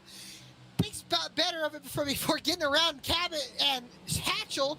Now Hayes goes all the way to the outside, gets by Hatchell, gets by Cabot, and now has clear track ahead of him. But Cabot still 0.2 of a second slower than the 48, who is now almost 4 seconds ahead of second. Brody Hayes is just moving right now on fresh tires, and so is the 77 of Chris Samard. Here comes, or Banks looked like he was coming in. He's just utilizing a different line. And how about Stravato now closing up on the battle? And if you're Chris Samard, Brody Hayes, you got to get up on the wheel and start getting after it, turning some laps. I'm curious as to how ate up Bailey Turner's tires are right now from diving so low onto that apron lap after lap. I thought they would be, but right now they just don't seem to be right now because, I mean, it seems like, honestly, if I'm being honest, it seems like that line saves more tire. It's so Jeff hard Wright's to been say. utilizing it all night, and he's been faster than everybody on the long run. I think Hatchell might have had something for him, but I think Hatchell's done burned up his tires battling the 17. Now they've kind of equalized down there. He's kind of stuck. Really in the dirty air of the 17, just can't seem to find a way around. As comes Eric Hutton to pit road. Stravato got by Banks again. Now Hatchell back underneath for second. Oh my gosh, what a set from Bailey Turner! He gets into the back of Hatchell. Moved the 8 car, almost spun him around into 3, and unfortunately costed him momentum to the 17. I think all these guys are getting fed up being behind the 17.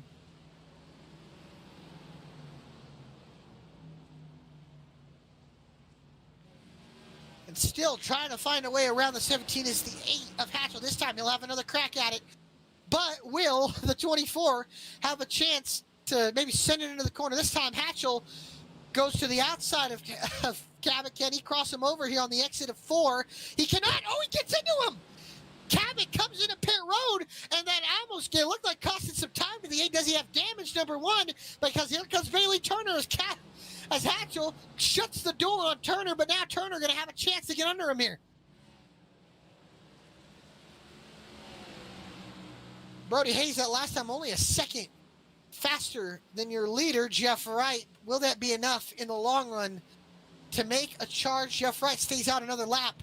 Got to get pinned behind them 41 here as these guys still battling for second on the racetrack. Banks brought it into pit lane not too long ago, and so did Adam Cabot, who is just exiting pit road, and he's going to merge right in front of Bailey Turner, who that affects his line, but Hatchell missed the corner as well, and now looks like Cabot struggling on cold tires is going to barely merge in the middle of this group. You know, he left him alone for a lap and then put himself right back in the middle of it. Big moment out of Hatchell, and now here comes Banks to the outside of both. Here comes Turner and Stravato to pit lane. Mayato into pit lane. Nick Starling coming in. Sullivan and Atkins going to stay out. Wright still out on the racetrack. Seth Hatchell still on the racetrack. Now, when do these guys want to bring in Jeff Wright in his own zip code? Probably going to pit soon, but doesn't really have to worry about it too much. I think he stays out another lap. It looks like our top 8 still on old tires at the moment. Believe so. Now Brody Hayes, the first car on fresh tires, 27 seconds back short pit strategy as we've got 37 laps to go. Chris Samard as well on a short pit strategy. He has 9 laps on his tires and Brody Hayes 10.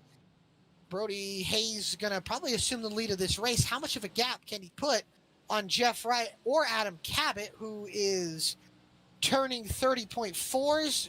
Hayes 30.9, so looks like Cabot and Banks right now the 2 fastest cars on the racetracks. Now, if you're Jeff Wright, I know you have the speed, but how late is too late? Because you're going to have to probably get in the middle of all this cluster of cars. As Hampshire brought it in last lap, so now he is on fresh tires, but he's lost 2 positions to Turner and Stravado. Now, if you're Jeff Wright, here he comes, Wright the leader into pit lane. No need to speed, no need to push it. As Banks battling Adam Cabot and the leader Jeff Wright into pit lane, going to hand the lead over possibly to Dallas Sullivan and Cody Atkins. They'll need to come down pit lane, though. They will, as Wright is into pit road, and that should hand the lead to Brody Hayes now as Wright just comes into a stall, going to get service to his car.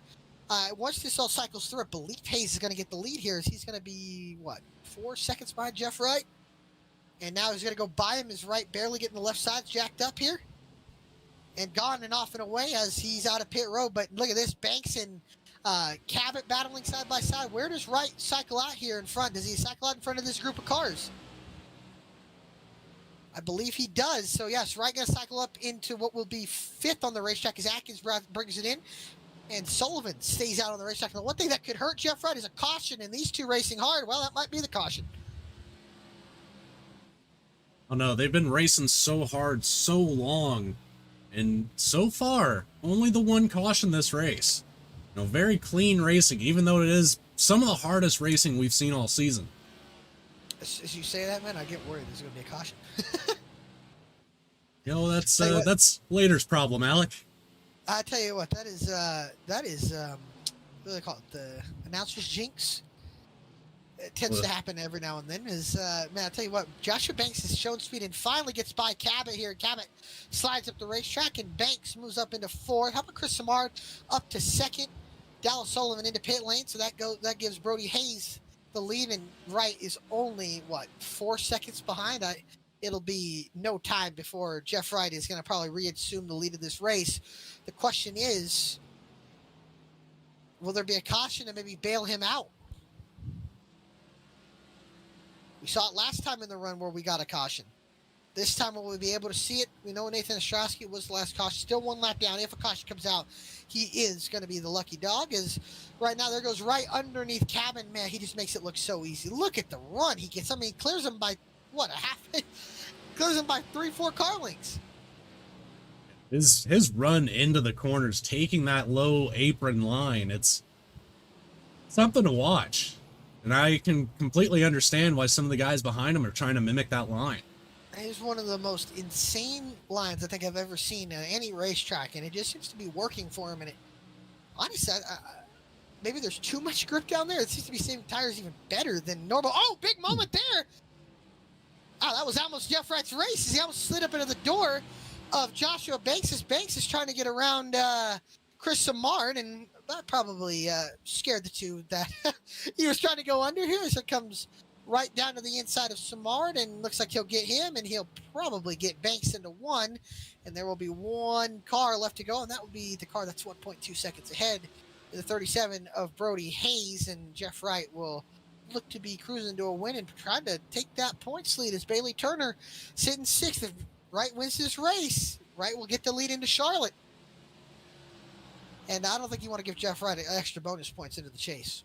Absolutely not. That is the wrong guy to get any sort of head start. Really is the regular season championship such a monumentous boost in morale going into the playoffs, and that's something that you want to have. Those extra bonus points are something that you want to have. And how about Bailey Turner utilizing that line that Wright was using? He's gotten by Samard. He's trying to get around Cabot, and we know it is a tough task, a tall order to get around that 17 car.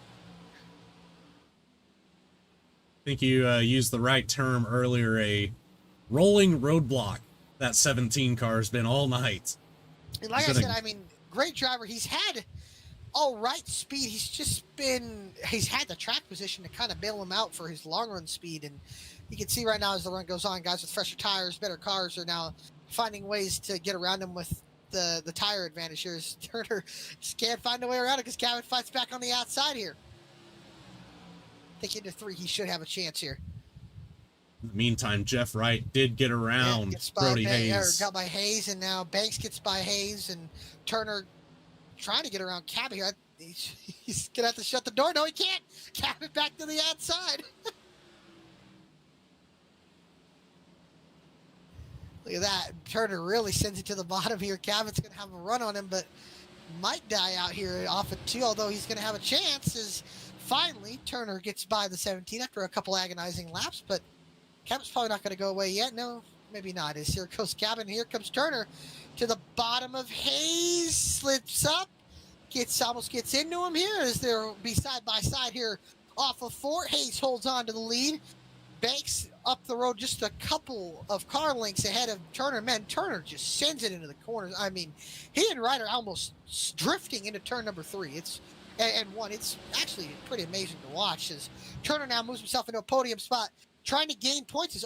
What is that? Faircloth? Yeah, getting out of the way, taking the access road, get out of the way of the leaders.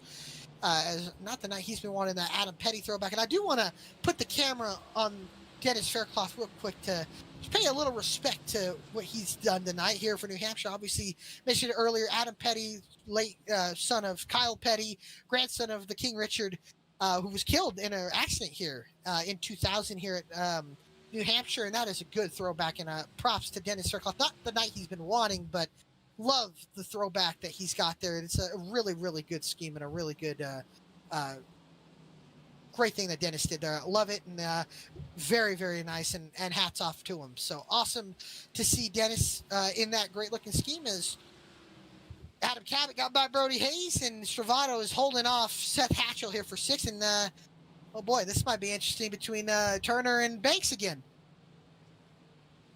Yeah, these two can't really seem to get away from each other the whole race.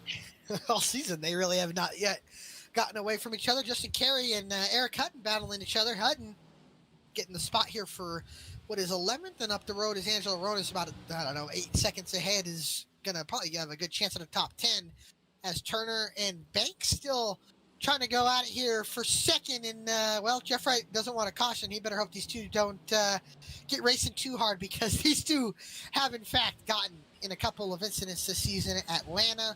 One of them, and I believe just over the past few seasons, they've gotten each other. I think, I want to say there was a couple other incidents. Oh, Darlington was definitely one. So both these guys very good at short tracks, and they tend to be running up front, and they tend to be around each other a lot. And sometimes when you're around the same guy a couple times, you're bound to make contact at some point in a contact sport like racing. And Brody Hayes falling back here is going to lose a spot to AJ Stravato. Going to lose a spot to his teammate Seth Hatchell, and Hayes falls back to 7th here. We'll say surprised of just not the speed that I thought Brody Hayes was going to have here. And he's falling back to 7th. He's probably going to be good enough to stay in 7th, although Keith Mahato is turning decent lap times. Might be able to run the 77 and the 37 back down, but Turner's still trying to find a way around Banks. And I tell you what, man, they're gonna hit each other a couple times here. It's getting down to the point where we're going to see a lot more of the door banging, and if Bailey Turner can't find a way around him, I wouldn't be surprised if he makes a way around him. See, having as we are about to take 21 to go here, is Jeff Wright has had a dominant performance here with just such a unique line he's been using. Everybody trying to mimic it. Now you see Bailey Turner, Joshua Banks driving underneath. Oh, there it is. Contact for the 35 to the 24. Banks probably not going to like that. Here comes Turner to the inside. Will Banks return the favor? No, he won't. Banks backs out of it and lets the 24 go. Probably a smart move on the 35's part. And the question is, can Turner make up the 2-second gap on his teammate Jeff Wright, who is got a couple lap fresher tires and has really been class of the field all night? Jeff Wright just putting on an absolute show here tonight and can't complain whatsoever. 86 laps led. well over half the race already. He's going to get to 100 if he can lead the rest of these laps here. So we got 20 laps to go in the Martin Sports 150. And ladies and gentlemen, appreciate all of you guys and gals tuning in here to what has been a thriller for the New Hampshire Motor Speedway. Still 20 to go, and Jeff Wright commanding lead. And how about this battle? 4th, 5th, and 6th on the racetrack. Cabot, Stravato, Hatchell. Stravato dives it down to the apron here. Can he get by Cabot? Here comes Hatchell trying to figure out a way around both of them. And Cabot been one of the hardest cars to pass all night, and right now he's going to have to hold on to a top 5. If he can. We talked about it. He's been really, I don't think he's been a top 5 car, but he's had the track position to kind of bail him out. Oh, he gets into Stravato with the crossover. Almost spins the 33 to the right, but now he's back underneath AJ.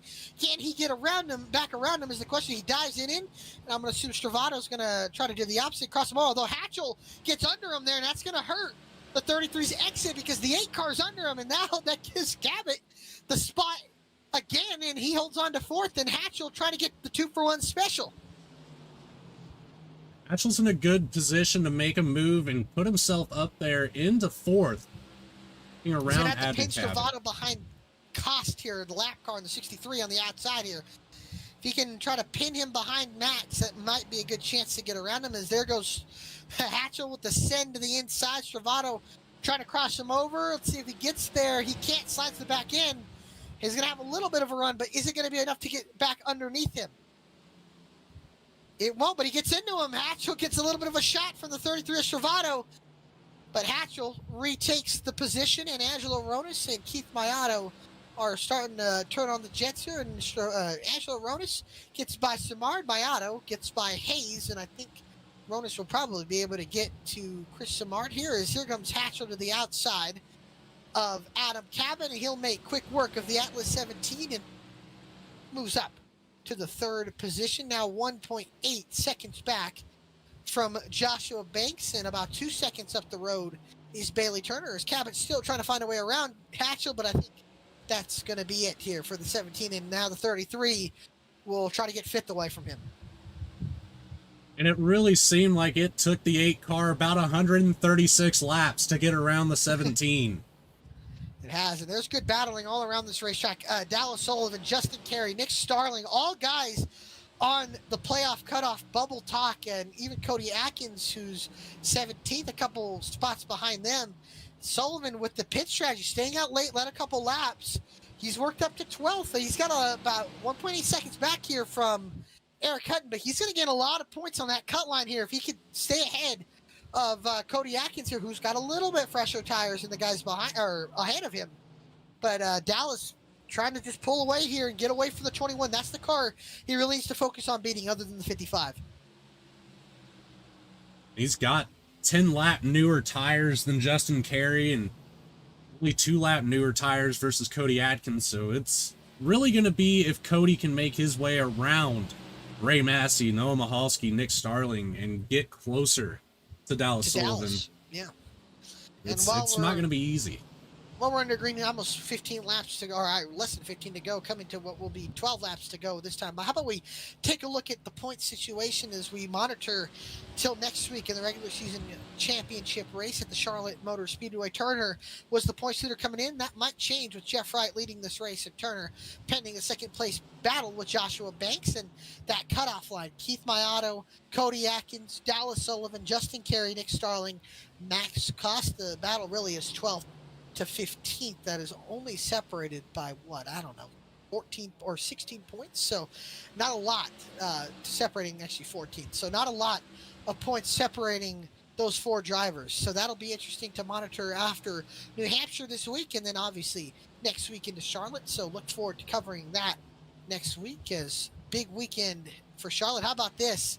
Noah Mahalski, Nick Starling battling there. Starling holds on to the position for 14th, but what a week here. We got the greatest week in motorsports. You got Trucks Friday, Xfinity Saturday, Monaco Grand Prix on Sunday, the Indianapolis 500, hopefully on Sunday, barring rain, and then the Coca-Cola 600. And tell you what, I don't know, Logan, if you've heard, but I'm looking forward to seeing how Kyle Larson does in the double.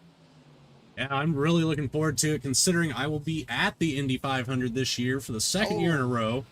And then I know that he's immediately hopping on a jet and making his way to Charlotte.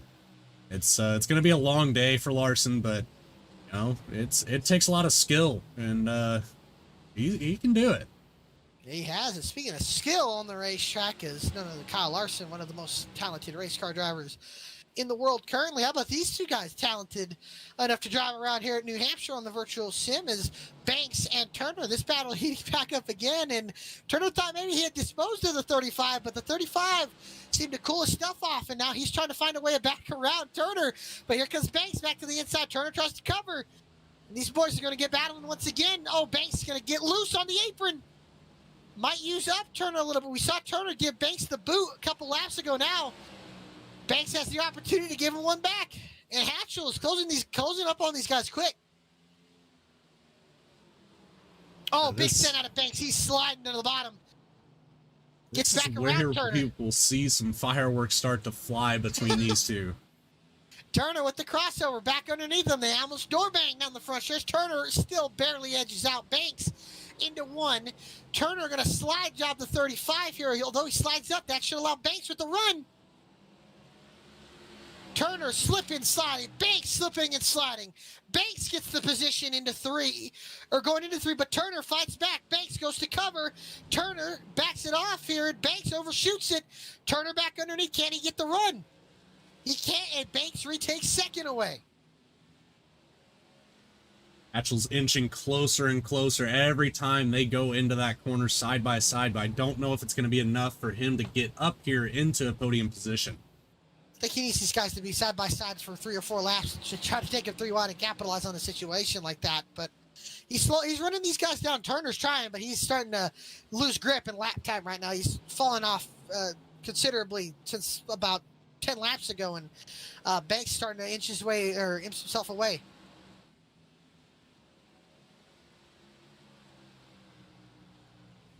And now 2-3 car lengths away is Turner still trying to find a way. Hatchell about 1 second behind them.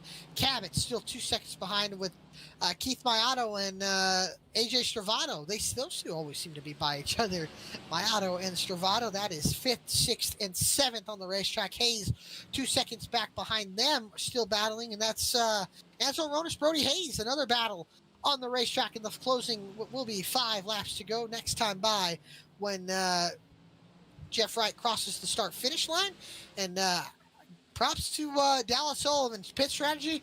Got to get him up to 11th here, unless a caution comes out where we know all heck can break loose. But still battling Eric Hutton here for 11th. Dallas needs that spot to get more points on Justin Carey and teammate Cody Atkins, who's still stuck behind Ray Massey, and Noah Mahalski is still on the racetrack right now. Jeff Wright, 5 laps to go for the 48 car as he comes across the start-finish line. Now 4 laps to go for the 48, as what has been just a dominant run and just a unique line, and honestly put together a heck of a race so far. And well, it looks like he's going to be cruising to his 4th win of the season.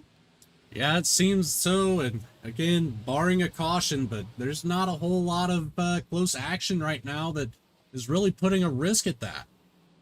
But Seth Hatchell closing in on the back end of Bailey Turner. There could be potential there, but I know both of those guys are pretty safe with around each other, so I don't see much issue happening there.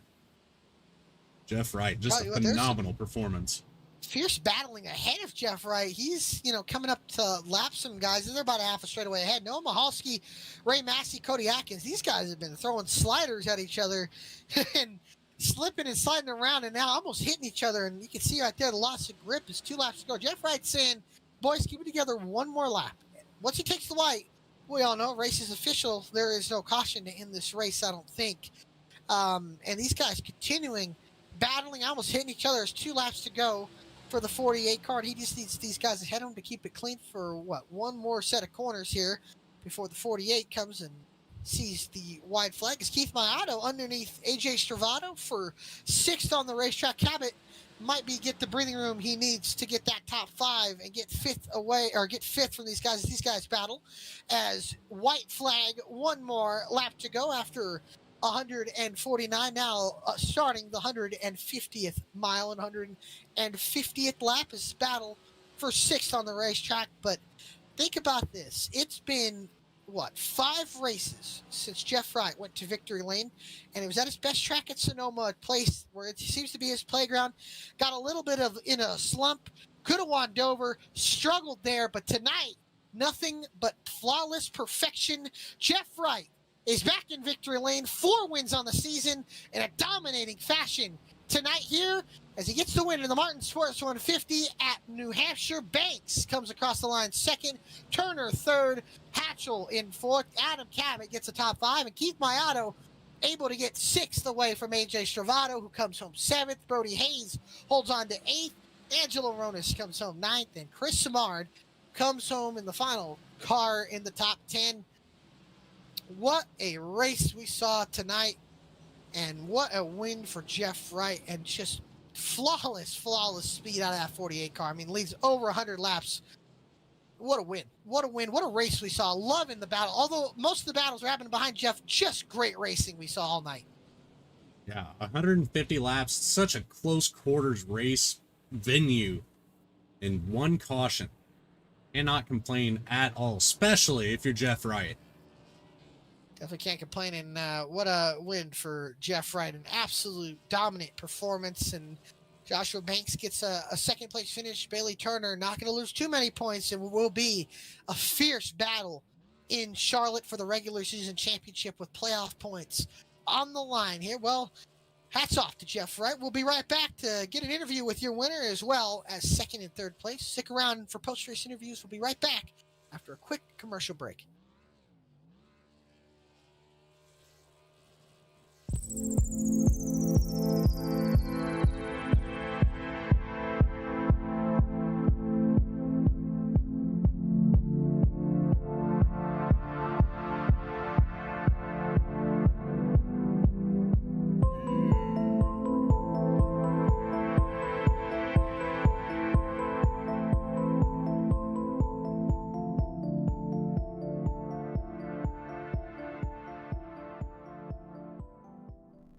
Sailor Tarot Magic is the spot to get a reading from Sally, an intuitive healer and tarot reader. Known as the nurturing reader at New Jersey street fairs, you can also check out our YouTube channel for lunar and astro readings, as well as our Instagram for live weekly readings. Her rates are affordable, and you will leave with a newfound perspective. Sally is now offering an introductory class on tarot cards and intuition, and is available for parties. Call or text 732-314-0777 to schedule your reading today.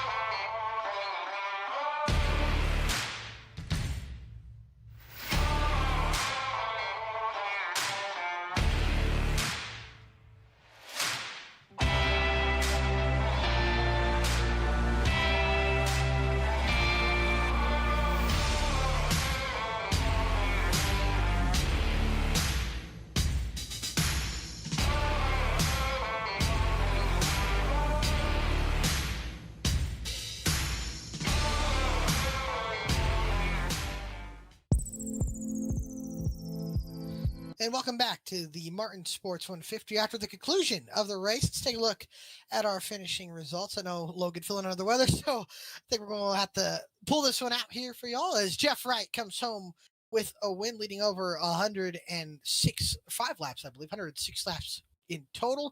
Joshua Banks comes home in second, I believe the biggest mover of the race. Then Bailey Turner is third. Seth Hatchell in fourth. The Magic Man comes home fifth at the Magic Mile. Then Keith Mayato gets sixth away from AJ Stravato. Seventh was AJ Stravato. Last week's winner, Brody Hayes, comes home in eighth. Angelo Ronis in ninth. Chris Samard in 10th. In 11th was Dallas Sullivan. 12th, Eric Hutton. 13th, Justin Carey. Going to get a couple points over Nick Starling and Cody Atkins, who come home. Nick Starling in 14th. Mahalski comes home 15th. Ray Massey comes home 16th. Cody Atkins is 17th. Max Cost is 18th. Dennis Steele 19th. And Nathaniel Oshowski is 20th. 21st is Dennis Faircloth. And Caleb Weekly comes home in 22nd to round out the field tonight, as we'll move on to post-race interviews. See if we get Bailey Turner up in here. Oh, sorry to interrupt your conversation, Bailey. You got a copy, buddy? I got you, buddy. Well, you started second, you come home third, and you lead what your door number says in 24 laps here. What more did you maybe need to have anything for Jeff? I know you lost that spot to Banks in a good battle there at the end, but what more did you need to maybe get Jeff or get second? To figure, there was many terms we used for the line that Jeff was running that created speed, but I don't think they're appropriate for the air. But I needed to figure out. Ridiculous would be one of them. That's safe to say. But it was just trying to having the lead there in the beginning part of the race. Just really was trying to take care of my stuff and kind of run the traditional New Hampshire line. And I knew that running down low like where Jeff was starting to make time was going to work, or had worked in the past. But generally that's with cars that aren't boats and have more horsepower. So I didn't think it would work, and sure enough, when him and Adam got by me, I had to deviate strategy and start swinging for the fences. And I felt like the more you swung for the fences and these dive bombs and slide jobs and everything, the more it paid off. So wish I would have figured out that and the shifting a bit sooner on in the run and kind of saved myself track position wise. That middle run of the race where the caution came out really set me in Banks pretty far back there, or else I think we could have been a little closer up, maybe not right at where Jeff was at, but I feel like we could have been a bit closer with some more track position. So that would have been unfortunate, but goal achieved. Trying to come out of here to maintain the points lead. I know next week's going to be a heck of a battle with Jeff and trying to maintain that points lead for the championship. For sure. And speaking of that points lead, you got 2 points now over Jeff, and Charlotte, a racetrack that you've been very successful at in this league. How do you feel about going out there and now 2 points ahead, 2 spots ahead of Jeff, right? Or 2 spots of comfort to hold off Jeff next week. Yeah, Jeff can make that up, and about he's so good at qualifying, he'll probably put that thing on pole and lead some laps. So I don't know. It'll be tough. It was really cool when we went the 200 laps there, and it all came down to some pit strategy a few years ago. I think it was like 2 years ago or 2 seasons ago, and 200 laps later, and you saw the top 5 within a second of each other. So it'll be fun. I think I have a little more confidence at Charlotte with this car over that next gen car. So we'll see. I think tires are going to be important. Fuel is going to be important. Really, all that stuff, and hopefully we get some track conditions that are a little more conducive for some sliding around. I'm getting real tired of overcast and 70. I agree with you. Hopefully that turns around. Also, shout out to all of us in the top 5 or so for not killing each other with the absolutely ridiculous lines that we all ran, and shout out to the admins for, of course, putting this on, and you guys for the great broadcast. And I'm sorry, I don't know what's the race title sponsor again for tonight. Martin Sports. So you're getting the shout Martin out part. Sports. Yeah, Martin Sports. Appreciate you guys. It's really fun having you guys on board, and everybody else that comes out and kind of takes care of this league and kind of gives us the resources to go out there and have fun. So we appreciate it. Yes, sir. You might have to ask Old Truck Series winner Corey Heim for some pointers to Charlotte. So we'll see. I guess so. Yeah. Hey, well, we appreciate talking to Bailey again. Congratulations on third, and hopefully we'll see you next week at Charlotte. Thanks, bud. I have a good one. And that's Bailey Turner, third place finisher here tonight. How about we move to our second place finisher, Banksy. Banksy, got a copy, buddy? I got you. Well, Josh, come home second, lost some track position in that first run after the caution, work your way all the way up to second, battled Bailey Turner there for a lot of laps there. But how does it feel to get some good spots here, get another second place finish, I should say, and maybe I think if I'm looking at the points right, you're locked into the chase. Well, that's wonderful if I could make the chase this season, but I'm not. So we're just Oh, racing the race, because we got the baby due June 11th. And then after that, it's going to be, of spending more course, time of with the course. baby. So we won't be racing the chase, but we will race what we can. But that's good to know, I guess. But it feels good to finish second after hard fought racing. That was weird in a way. We had traditional line runs, and then we had some awkward apron running, and I mean, it worked. And once I figured out that after that final pit stop and started doing that with Bailey, it started coming around, and uh, it just worked. So I'm just happy to finish I got second. to ask you, did it save tires? No, It didn't. It's it just did faster. not. It was somehow faster. That's For wild. years, I've raced that middle groove with any car. Years, and I'm trained to myself to run that line and how to run it and roll the center and all that. And everybody's running this super deep entry into one on the apron and sliding up and coming off. And I'm like, okay, they're going to come back. And, the first 3/4 of the race, and it never did happen. So I was like, okay, do what Bailey was doing. And sure enough, it was actually putting down laps faster and keeping up with even Jeff. I know we lost a little time to him because he had fresher tires, but still, we were able to do something there and compete and keep up in the top three, which is huge. Because I think if I ran my traditional line, I would have been falling to the back for sure. For sure. Well, we appreciate your time, Josh. I do want to ask you. Next week, we go to Charlotte, 1.5 miles, 300 miles, 200 laps. How do you feel about going out there and maybe getting that win there? We'll see. I've seemed to understand Charlotte a little better. I don't think it's Jeff Wright pace or Bailey or Brody or anybody that usually runs up front here. I don't think it's going to be that sort of pace, but I have run good there.